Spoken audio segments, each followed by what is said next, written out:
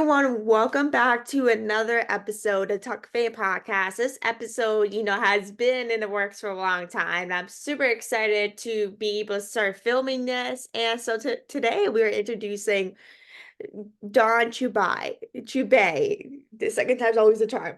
Donna has worked in the broadcasting industry nationally on television screens for the last 23 years. And in 2017, she took those on-camera hosting skills and actively immersed herself in the dynamic realms of TV, home shopping, and live selling platforms, resulting in personal sales of over 30 million in retail sales for hundreds of brands across all communities.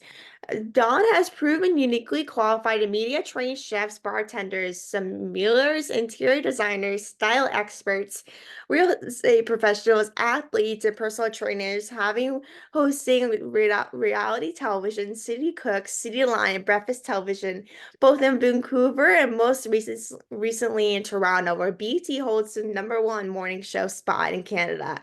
While Dawn continues to work in the on-demand meeting trainer, in June 2023, Dawn announced the next level of professional developments for brands, sales representatives, brand ambassadors, and influencers. Drawing from her rich background as a media trainer and TV home shopping host, she launched Live Selling School and developed her signature home shopping method of live selling. As principal of Live Selling School, Dawn shares her professional tips on becoming comfortable on camera while also teaching the essential skills and live stream sales strategies necessary to convert more customers from in-person to e-commerce while utilizing a specific live commerce platform or exploring other adventures on social media.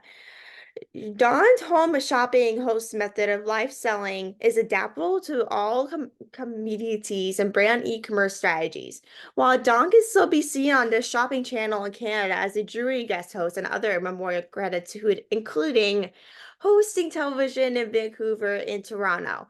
Hometown Heroes Audio spokesperson, reality television, City Cook, City Line, and in-arena host for the Vancouver Canucks. Dawn's professional affirmations include the National Speakers Board, Canadian Woman in PR, ECTRA. She's also a recipient of awards for the BC Association of the Broadcasters and Alberta Recording Industry Association for her debate jazz CD, New Chapters in the Old Book. Dawn's second CD, Under the Covers, was released back in 2014, which is, 10 years to this year, which is insane. But I know that is a very long intro, longer than I usually do it, trust me, if you listen to previous episodes. But Dawn, thank you so much for coming on and taking time to chat with us. How's everything going for you so far in 2024? It's going great. I mean, we're only a few days in, but it's definitely going great. And thank you for that great intro. I could have said something really short for you, No, it's but not all good. Trust me, I really do long intros for a living, so don't worry.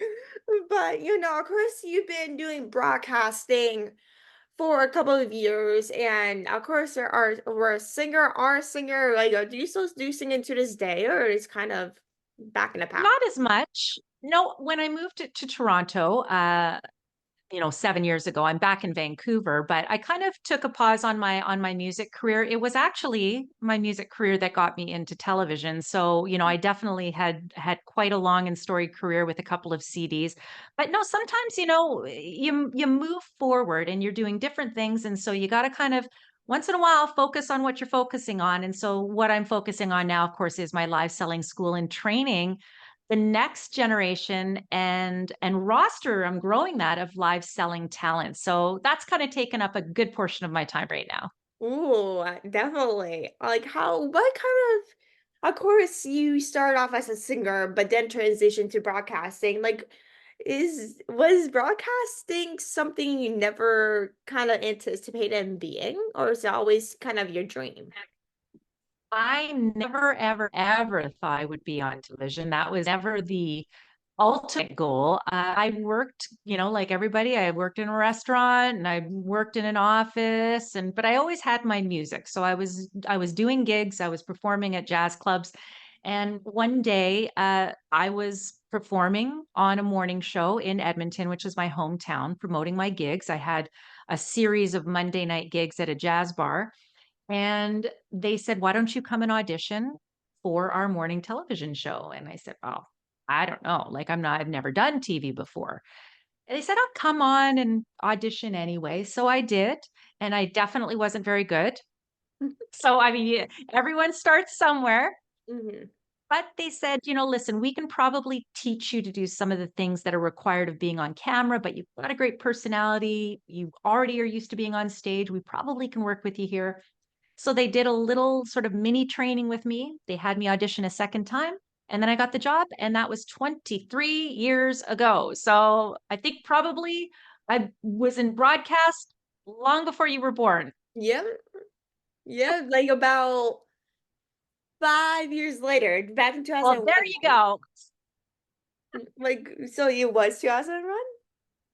I said, "That's right." So there we go. Like, I mean, that's how long I've been doing what I've been doing. But Ooh, you grow from things, right? And mhm. so yeah, it's important for people to know that you can try something new and build up that expertise. Yeah, right, like, it was 5 years before I was born. I was born in '06, so about 5 years after I was born, but trust me, like, time literally goes by so fast that you literally just keep track like, lose track of how long you've been in this field for. Sure do. Trust me, the time goes by faster as well as you get older, but I'm so happy to be here today. That's for sure, because it is important to sort of try different things and to find out what people have done to get to where they're at, right? That's sort of how Mhm. people decide what they want to do. Yeah, that's a part of life, right? Like learning and doing something that you never anticipated of doing. I'm so bad at saying things, but like, what was the hardest kind of part? Like when you got the role like for the broadcasting, like what was kind of like the hardest part for you? Because I'm sure it wasn't easy. Well, no, I mean, like anything, right? You grow into a role. I was always comfortable speaking to people, so that wasn't the problem. But appearing on camera, which of course is what I not only do, but it's also what I teach, camera Mm-hmm. confidence, how to get comfortable connecting through a screen. The idea of not knowing how many people might be watching on the other side. I think even with what you're doing, right? It's like it could be 1, it could be a million. You never really know, but you have to be able to still bring your energy up. You have to still be able to communicate and to speak and to make sense and to be entertaining. And so that was kind of a learning curve for me. But actually that it was just really more of getting comfortable as time went on. I mean, I think right out of the gate, I was okay speaking on camera. So the learning curve for that would have been just again fine tuning the skill, and then of course learning how to interview and how to, Mm-hmm. get the best out of whoever you're speaking to, just like what you're doing right now, right? Your job is to interview me and to allow me to say the things that you think are gonna be interesting to your audience, Mm-hmm. right? That's kind of what I had to do as a broadcaster and what I continue to do. Yeah, like of course, with being a broadcaster, you like a lot of journalists are on television for like about an hour, half hour to a couple of hours a day. Like they're on television 5 days a week, even maybe 7 days a week, depending on the news station. And with being on television, like you have to be comfortable in front of camera and also be okay with criticism following social media is what I kind of had to realize. Of course, back then there was no social media when I was like around that time when you first started out. So of course, like back then there wasn't as much social media to really deal with criticism as much as we do now in 2023. You're not wrong. So 2024. I'm so used to no, no, saying no. 2023. No, no, no, that's okay, I knew what you meant. But so it's funny, you're not wrong, you're totally right. So first of all, I'll unpack 2 fun little tidbits. You're right, social media, when I got started, didn't exist. We would, though, get people that would write letters. So the things that we would now get as, like, mean tweets or Mhm, just even questions would happen either someone would call or someone would send a letter, and I remember once when I first started in television, I think someone who was, I think, probably at the core a fan, like they liked me good enough, but they had some sort of issue with what I was wearing. So, and they felt like they should call me and tell me. So here's a person on another end of a phone, right?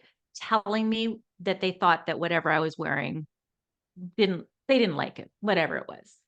And it was hard for me, A, to hear that because you also don't know what to say, right? You don't know if you should chime back or whatever. And so if I relate that now to social media, which I was in the world of my industry, I was always on board with social media. I have all the platforms. I engage very much. My whole world in live stream shopping is very much tied to social media. But now it's sort of like if someone sent, with no profile picture, the little egg on there, some sort of mean tweet. It would be kind of like that. I would Mhm. say the criticism and that kind of stuff is difficult when you first get started in the business. And it certainly is never nice when someone says something unkind on Mhm. social media. However, the one thing you do start to develop is a thick skin. And I know that's something we hear a lot of, but you Mhm. also learn to sort of tune out the people that are they're not there because they like you anyway. They're there to try to egg you on. They're there to try to create some sort of friction. And so you learn very early on how to sort of block out that noise. And I think that's like Mhm. any advice I would give to anyone getting into any kind of business. TV, listen, at some point that won't even exist anymore. So let's what you're doing right now, any kind of thing on camera or on social media is learn how to step back and Mhm. go, I'm just going to do what I'm doing. They can like it or not like it. I'm gonna try to be a kind person. I'm gonna try to give good content, right? You're Mhm. not just there to be famous, trying to provide good content. And if you do all those things, you only have to justify that to yourself. And so that would be the advice I have for anyone getting into anything that's in the public eye is probably the short version of what I just said. Definitely. Like that reminds me of like a little local news station here in Pennsylvania. The one news station has a kind of like a talk back where basically people call in, like or send voice messages. I don't know how specifically they do it, but they send in voice messages. Specific like, I think that's probably the only news station that does it around here in my area, but they usually people will call into the news station and basically will talk bad about some people at the news station about like, oh, how they dress, how they look, like how, how their qualities are broadcasting are. Like that kind of you reminded me of that because I'm like, well, like, of course, with having, talk back with your news station or you have your number on social media for broadcasting, it's like it's crazy how much people watch newscasts and be like, "Oh my gosh, like I hate this person thing. I'm just gonna call them and tell them how much I hate it." And which I'm like kind of, dreading once I head to college and do a news station and receiving those calls. I'm like, this is not something I'm looking forward to once I head into No, this career field. no. And I don't think, listen, I think even those types of news stations, there's pushback on whether you should subject your on camera host to that kind of, because what it is bullying, right? You're sort of Mhm. endorsing criticism, hey, listen, the one thing is if you're doing any kind of work on camera, you cannot be afraid of criticism. And in some cases, you should welcome it. Criticism, when it's constructive, is good. But also, what criticism, if you take out the mean part, but okay, let's look at someone had a problem with what I was wearing. Now, the kind of person I am, and I think to do this kind of work, you have to always sort of ingest things and Mhm. sort of let it marinate and understand why someone might be doing it. So sure, someone had a bad day with it. But I also like think that, what, maybe this person had a point. Maybe that wasn't the most flattering top. I'm not saying that. I'm just saying Mhm. try to look at like, is there something I can get from that criticism? Now, I might look at a picture and go, nope, I liked it, looked fine, her problem, not mine. I don't hate that person. I'm not going to block that person. She's fine. She thought she was trying to help me. So I always Mhm. look at if someone is going to criticize. So even in that talk back program you're speaking of, I think to myself, well, if someone is saying something I can change, that I should change, and there's reason for it, that applies to my job. 100%. I'm willing to look at all of that. Do I need to get my hair cut? Maybe someone says, gosh, your bangs are too long and I can't see your eyes. Well, that's not mean. That's just like, hey, maybe they're right. you Mhm. know? So I think it's important to sort of take everything. I listen for a second. Usually your instinct is right. If you kind of think someone's being mean, they probably are, block them out. If there's something you can take from it that might help you do your job better or help you relate better to the people on camera, that's important to note. If you're going to be on camera doing even what you're doing, right? If Mhm. someone says, "Hey, maybe you'd be best served by adding this or changing this," not about your body, not about any of that, but maybe it's about something, listen to it and go, "Actually, that's a really good suggestion." Or, I don't care what they have to say, but hey, thanks for your opinion. I'm going to do Yeah. what I'm doing." There's no wrong way. It's only what matters to you and what you think is going to make you better as a host. Yes, exactly. That is so well said. And of course, as a broadcaster, there's always, some qualities that you kind of need to kind of, let's just say, succeed in like your career field. Because of course, being a broadcaster is kind of let's just say, kind of like a competitive career in industry. But like, like in your opinion, like what are kind of some qualities you kind of need or should have as a broadcaster?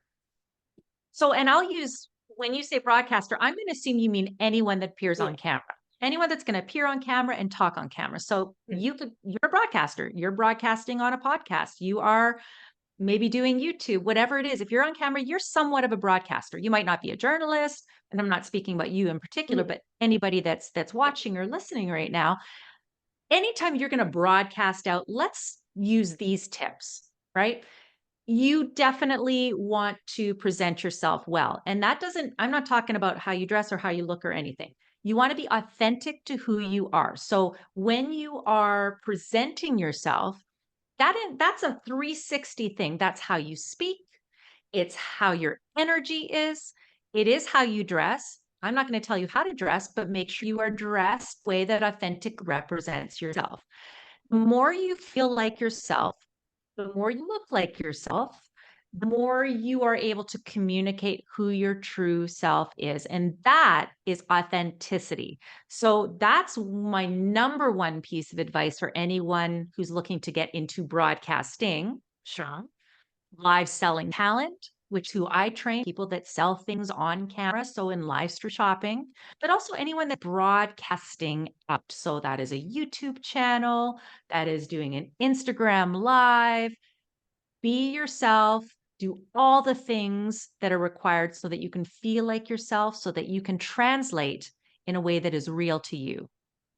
That is literally so real because of course, with different broadcasting things, there's multiple things you can present as broadcasting, not besides live TV. Like, of course, with live TV, a lot of people have college degrees to get into things, but there's so many things you can define broadcasting, like YouTube podcasts. Like, there's so many things, especially in 2024, where there's so many things that are being created that there's many definitions on how broadcasting is created, which is insane how technology is really transforming now, especially this generation. Of course, was a lot of people are obsessed with social media, like it's crazy. But do you have like a favorite, broadcast moment from all these years? So, and I'll take it from, the moment I appeared on traditional live TV. And you're right also to say you have to encompass all the types of broadcast because live TV in 15 years might not even be a thing. Like we don't know Mhm. that, right? Like we Yeah. can see, but any kind of live broad. But so I'll take that, but I'll also take it up into my experience, obviously as a home shopping host and live streaming. A lot of people that work in broadcast, when they're asked that question, they often assume that people want to hear about the most famous person that Oh, they interviewed. 100%. Yeah. Right? Because that's the wow factor, right? "Oh my gosh, you interviewed so and so or whatever." And there are people that I've interviewed and if I haven't personally, I've been in the same room as them because I worked for a morning show or Hmm. even in TV home shopping. We had a lot of celebrities that would be on obviously home shopping because they would partner with products and all of that. Hmm. But I would say it was always the people and the stories. And it was the ability to, hear a real person's story. And I'll never remember any in particular because I interviewed thousands of people and Yeah. worked, tens of thousands of hours on television. But I just wanted to sort of point out that a lot of people think it's the famous people that are the most important to hear about. And it really never was for me. It was always meeting somebody who stepped out of the box or did something cool or created something or invented something or did a really good deed. Mhm, Those were always the most interesting to me. And it was the ability and the privilege to be able to share those stories with, millions of Canadians and anyone streaming nowadays. You don't even have to be in Canada to watch Canadian television, mhm, to be able to share the stories that I always found the most interesting and the most impact. But I've had a lot of good experiences, and there had wow experiences as well. mhm.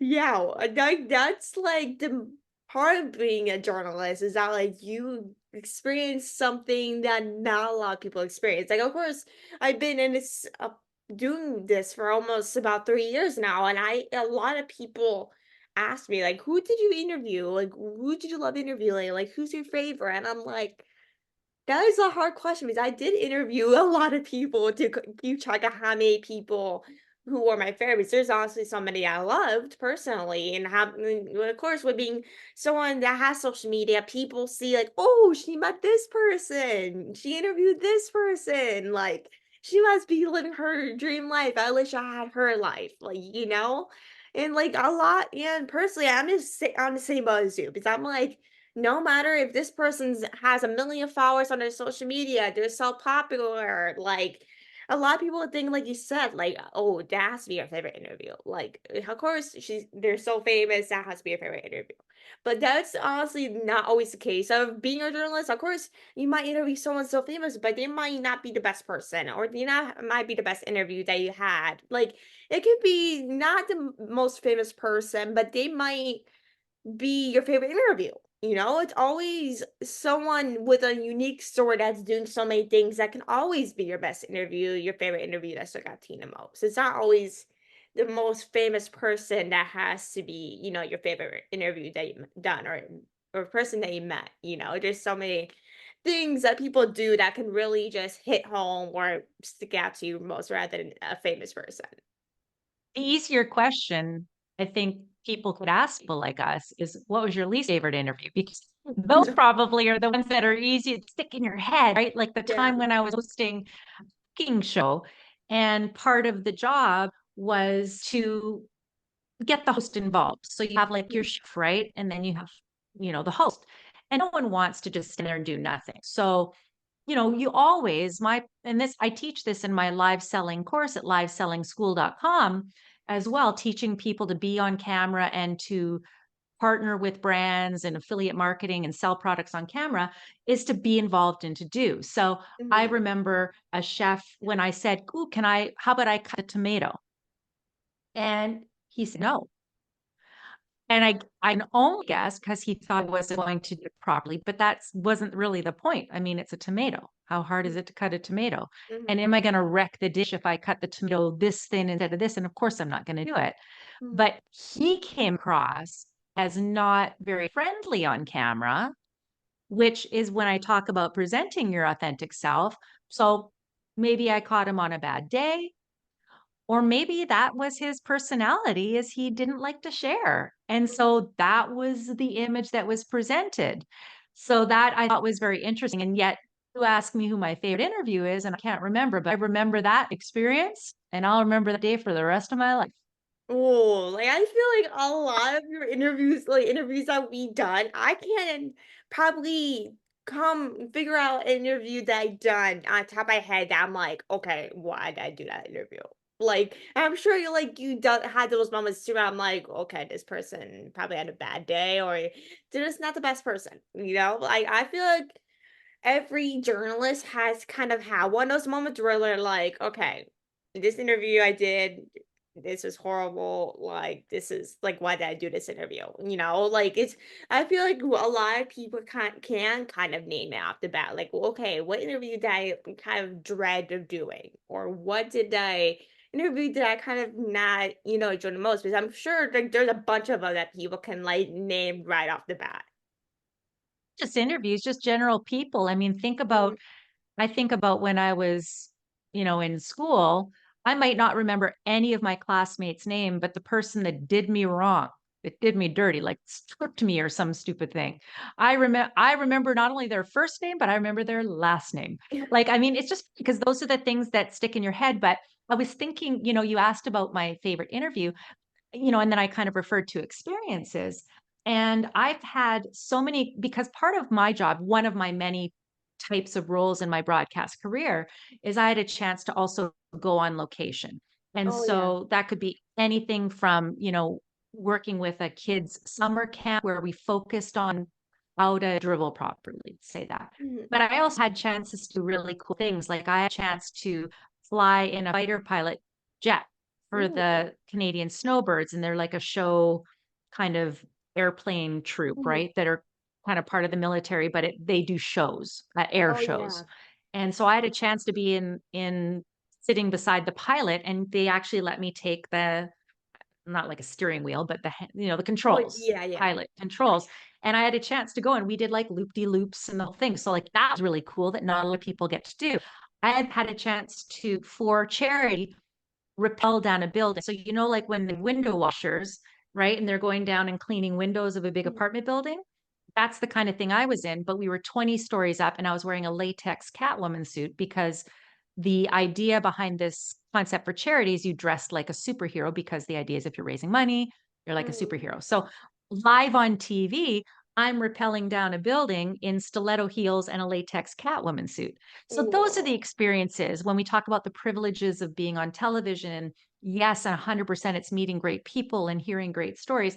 But I would be remiss if I didn't sort of mention that I had a chance to try some really, really cool things as well, that most people, that's the thing that they want to hear about as well, is because it's like they would never know what that would be like. And what was it like? And so I think, to be able to experience those kinds of things is one of the perks of the job of doing, really, and having the career that I've had for the decades that I have. You're exactly right. Because of course, with being in the broadcasting industry, it does actually come with good actually perks and different stories to come with.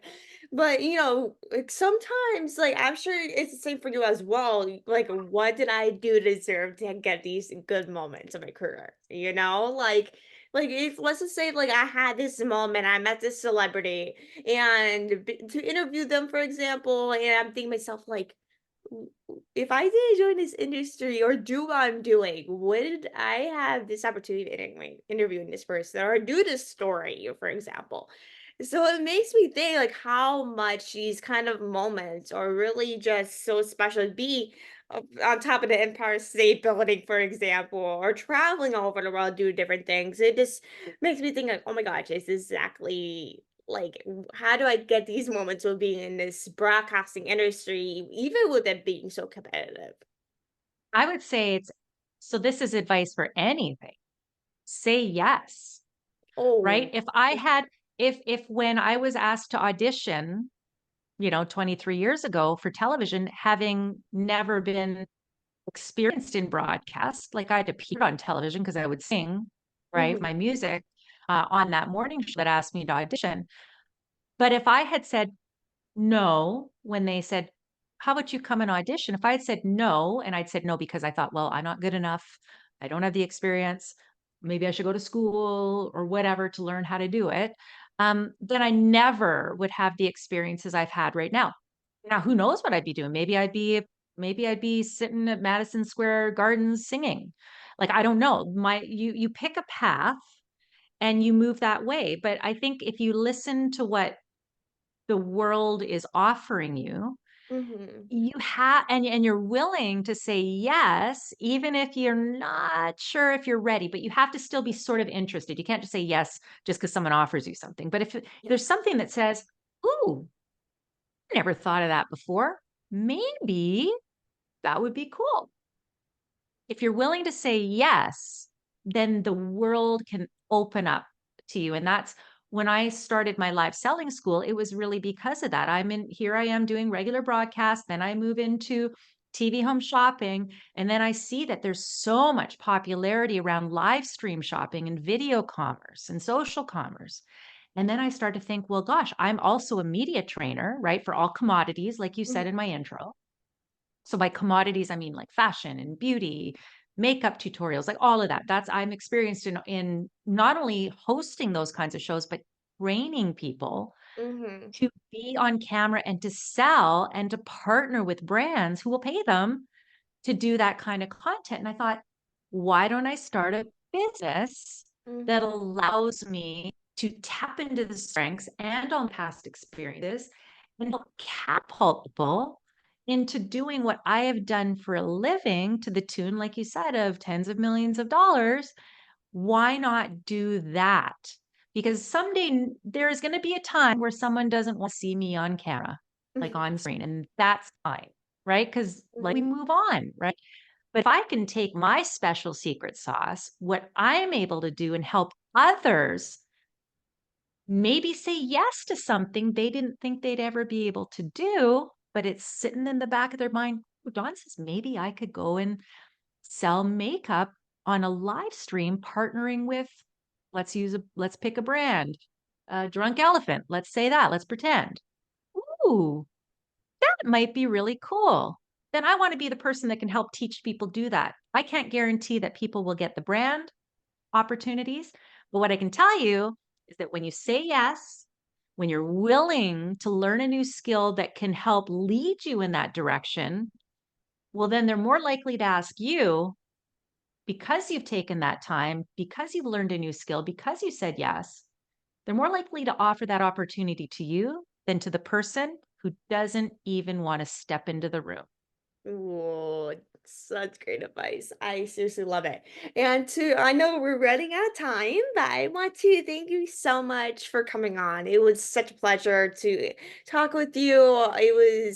I love filming this episode, and I hope everyone can take away as much as I did. And make sure to go check out the live selling. It's so great. I'm definitely gonna sign up because I definitely need to learn more about like being on camera, all the stuff that you're doing. But I really appreciate you coming on, taking the time, and I hope everyone enjoys the rest of your day. And thank you so much, John, for coming on. And no problem. And thank you. And by the way, you know what? Just because you said that, I want to offer anyone's listening a special discount code for my course. So Ooh. live 25, enter that at the checkout at livesellingschool.com.